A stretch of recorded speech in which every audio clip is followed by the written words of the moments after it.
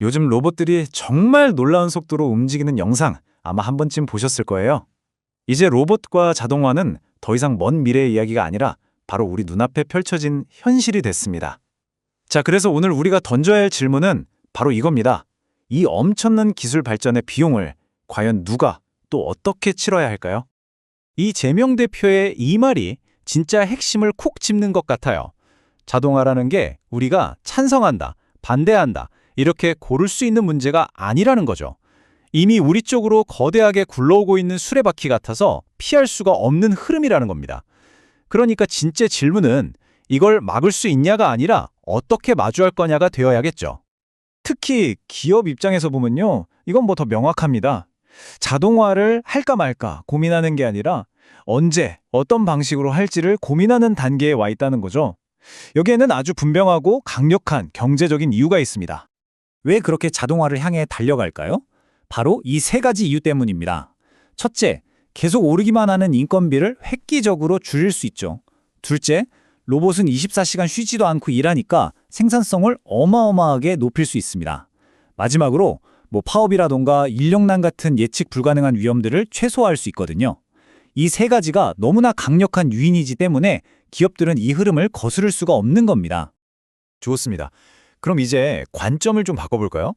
이렇게 눈부신 기술 발전의 이면에는 그 그림자도 분명히 존재하겠죠. 모든 진보에는 어쨌든 대가가 따르기 마련이니까요. 물론 기업이 돈 버니까 당연히 책임도 져야지 이렇게 생각하기 쉽죠. 타당한 말이기도 하고요. 근데 이게 현실에선 그렇게 간단한 문제가 아니에요. 만약에 자동화로 아끼는 돈보다 해고나 재교육에 들어가는 사회적 비용이 더 커진다고 해보세요. 그럼 기업은 어떻게 할까요? 그냥 자동화를 포기하거나 아예 공장을 해외로 옮겨버릴 수도 있습니다. 바로 이 지점에서 우리가 꼭 알아야 할 개념이 나옵니다. 바로 자동화의 사회적 비용이라는 건데요. 이건 단순히 몇몇 사람이 일자리를 잃는 문제를 넘어서 사회 전체가 함께 감당해야 할 충격의 총합이라는 뜻입니다. 그리고 이 충격을 완화할 시스템을 설계하는 것, 그게 바로 정부가 해야 할 일인 거죠. 자, 그럼 우리 앞에 놓인 길은 어떤 게 있을까요? 일자리가 줄어드는 이 세상에 우리가 어떻게 대응할 수 있을지 크게 보면 딱 두 가지 방향이 있습니다. 우리 사회가 지금 중대한 갈림길에 서 있는 거죠. 이 표를 보시면 두 갈래 길이 한눈에 들어오죠. 왼쪽은 노동 중심 전략입니다. 기존의 일해서 돈 버는 체제를 어떻게든 지키고 유지하려는 거죠. 이건 말하자면 단기적인 처방에 가깝습니다. 반면에 오른쪽은 탈노동 전략인데요. 아예 노동의 역할이 줄어든 미래를 가정하고 그때를 대비해서 새로운 사회 안전망, 예를 들면 기본사회 같은 다리를 놓자는 장기적인 설계에 해당합니다. 중요한 건 이 둘의 방향이 다른데 어설프게 섞어버리면 정책 혼란만 커진다는 점입니다. 그렇다면 현실적인 대안은 뭘까요? 오늘 살펴볼 자료에서는 시장의 힘이랑 정면으로 싸우는 대신에 오히려 그 힘을 우리 편으로 만드는 아주 실용적인 종합안을 제시합니다. 핵심은 바로 이 새로운 사회 계약에 있습니다. 이게 뭐냐면 기업한테 자동화하지 마 하고 벌을 주는 게 아니고요. 자동화는 하되 그로 인한 충격을 우리 사회가 함께 흡수할 수 있게 협조해달라고 제안하는 겁니다. 예를 들면 기업이 직원 재교육 프로그램을 만들면 정부가 세금을 깎아주거나 지원금을 주는 식이죠. 이렇게 책임을 한쪽에 다 떠넘기는 게 아니라 사회 전체가 비용을 나누고 인센티브를 통해 문제를 풀어가는 겁니다. 기업은 혁신을 계속하고 사회는 안정망을 갖추게 되는 이게 훨씬 현실적인 해법 아니겠어요? 근데 여기서 한 가지 짚고 넘어가야 할 게 있어요. 어떤 기술은 인간을 그냥 돕는 수준이 아니라 본질적으로 인간을 대체하기 위해 만들어집니다. 이런 완전 자동화 공정에 억지로 상생이라는 이름으로 사람을 끼워 넣는 건 그냥 비효율을 감수하자는 말과 같거든요. 중요한 건 모든 일자리를 억지로 지키는 게 아니라는 겁니다.